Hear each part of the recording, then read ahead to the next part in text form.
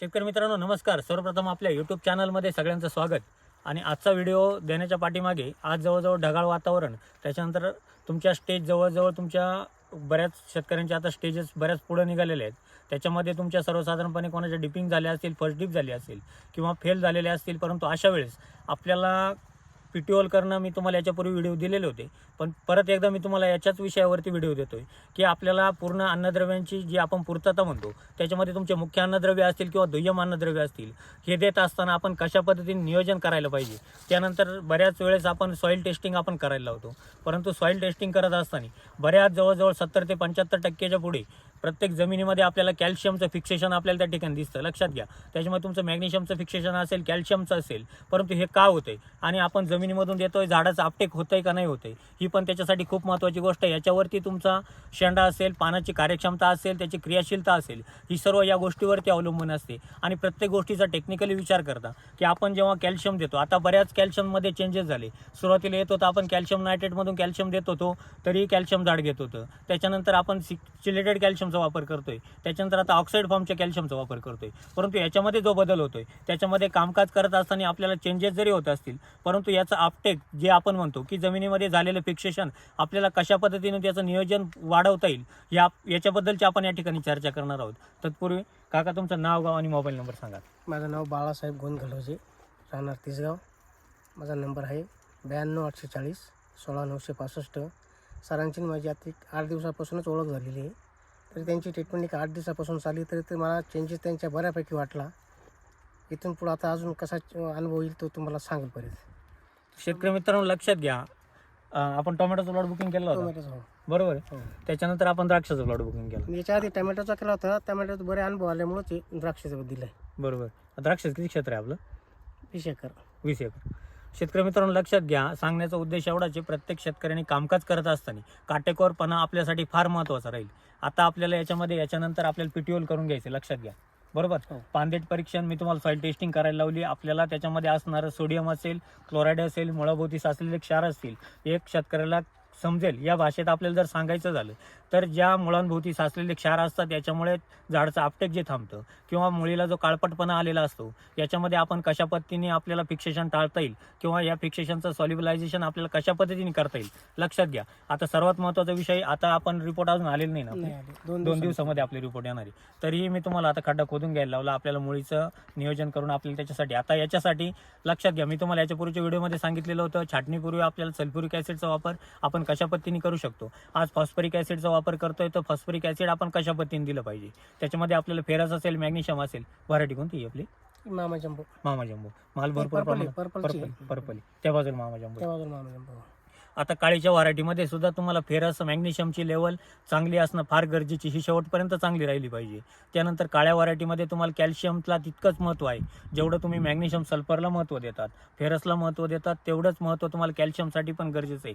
आता कॅल्शियम जर तुमचं फिक्सेशन झालेलं आहे, त्याचं आपटेक होणं गरजेचं आहे. आता कॅल्शियम जर झाडाला उचलायचं असेल, झाडाचा ॲक्टिव्हनेसपणा वाढवायचा असेल, तर लक्षात घ्या, कॅल्शियम कोणत्याही स्थितीत झाड उचलत नाही. कॅल्शियम उचलण्यासाठी झाडाला पांढरी मुळी फार गरजेची.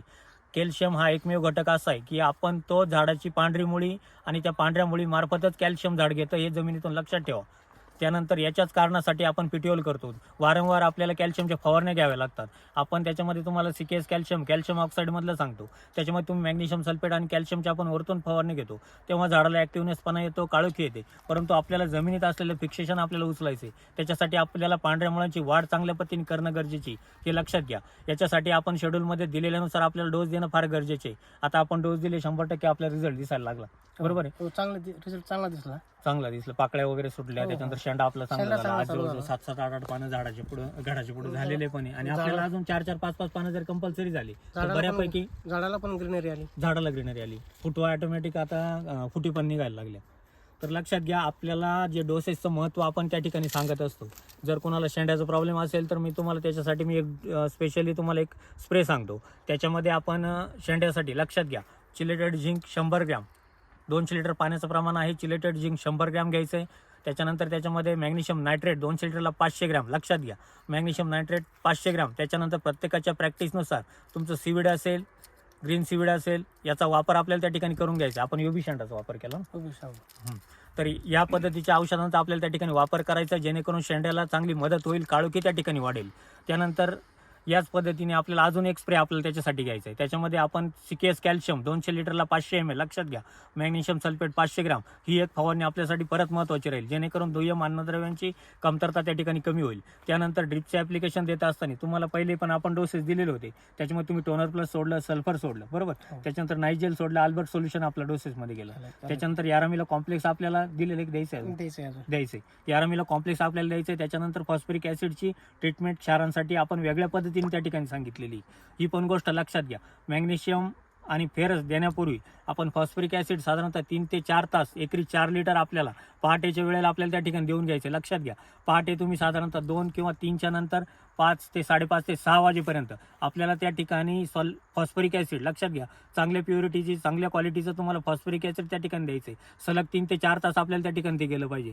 त्याच्यानंतर शेवटच्या अर्ध्या तासामध्ये तुम्ही 15 ते 20 मिनिटामध्ये तुम्हाला फेरस, त्याच्यामध्ये 6% एडा फेरस चांगल्या क्वालिटीचं घ्या, ते 500 ग्रॅम एकरी सोडून घ्या. त्याच्यानंतर परत पुढच्या 15-20 मिनिटामध्ये तुम्हाला मॅग्नेशियम सल्फेट तुम्हाला त्या ठिकाणी देऊन घ्यायचं आहे. 100% रिझल्ट मिळतोय, चांगल्या पद्धतीची क्वालिटीचं तुम्हाला त्या ठिकाणी बदल त्या ठिकाणी तुम्हाला दिसून येईल. या पद्धतीचं नियोजन आपल्याला त्या ठिकाणी करायचं आहे. आणि जे कॅल्शियमचं फिक्सेशन, हे मी जे तुम्हाला सांगितलं की आपल्याला याची गरज आपल्याला सुरुवातीपासून शेवटपर्यंत झाडासाठी असते, हे लक्षात घ्या. त्याच्यासाठी आपल्याला पांढऱ्या मुळीची आवश्यकता 100% आहे आणि आपल्याला ती करणं गरजेची आहे. त्याच्यासाठी सॉईल ॲप्लिकेशन आपल्याला त्या ठिकाणी कंपल्सरी करणं गरजेचे आहे. त्यानंतर वापसा कंडिशन, पाणी, लक्षात घ्या, पाण्याला वापसा कंडिशन आपल्यासाठी फार महत्त्वाची, हे पण लक्षात घ्या. त्या पद्धतीने तुम्हाला डोस देऊन घ्या, पाणी देऊन घ्या, नियोजन करा, कुठली अडचण त्या ठिकाणी येणार नाही.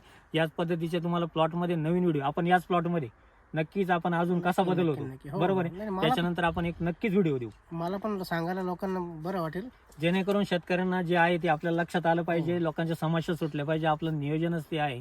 तर शेतकरी मित्रांनो, काय करा, याच पद्धतीचे नवीन व्हिडिओ पाहण्यासाठी किंवा नवीन अजून काही कोणाच्या अडचणी असतील नक्कीच कळवा. आणि पाहण्यासाठी आपल्या चॅनलला कोणी नवीन आला असाल तर सबस्क्राईब करून घ्या, लाईक करा, शेअर करायला विसरू नका. आपल्याकडे नवीन प्लॉटांच्या आता बुकिंगा चालू आहेत, कोणाच्या अडचणी असतील नक्की कळवत चला. टरबूज, कलिंगड, खरबूज याच्या पण आता या ठिकाणी बुकिंगा चालू झाले आहे, बरेचसे प्लॉट बुकिंग पण झालेले. याच्याही नवीन लागवडी असतील तर नक्की कळवत चला. आपल्याला ऑनलाईन शेड्यूल येतं, कामकाज होतं. तर शेतकरी मित्रांनो, काय करा, ऑफिसच्या नंबरवरती संपर्क करा. तुम्हाला संपर्क नंबर सांगतो, 98 34 25 22 14, 91 68 000 503 आणि 504 या क्रमांकावरती संपर्क करून आपले प्लॉट बुकिंग करून घ्या. सुरुवातीपासून शेवटपर्यंत शेड्यूल मिळवा, त्याच्यामध्ये आपले व्हिजिट पण होतात, आपली टीम त्या ठिकाणी जाऊन पोहोचण्याचा प्रत्येक ठिकाणी प्रयत्न पण त्या ठिकाणी करते. तर काय करा शेतकरी मित्रांनो, जास्तीत जास्त व्हिडिओ शेअर करा, जेणेकरून प्रत्येकाच्या समस्या सुटतील आणि प्रत्येकाला त्या ठिकाणी मदत व्हायला त्या ठिकाणी मदत होईल. धन्यवाद.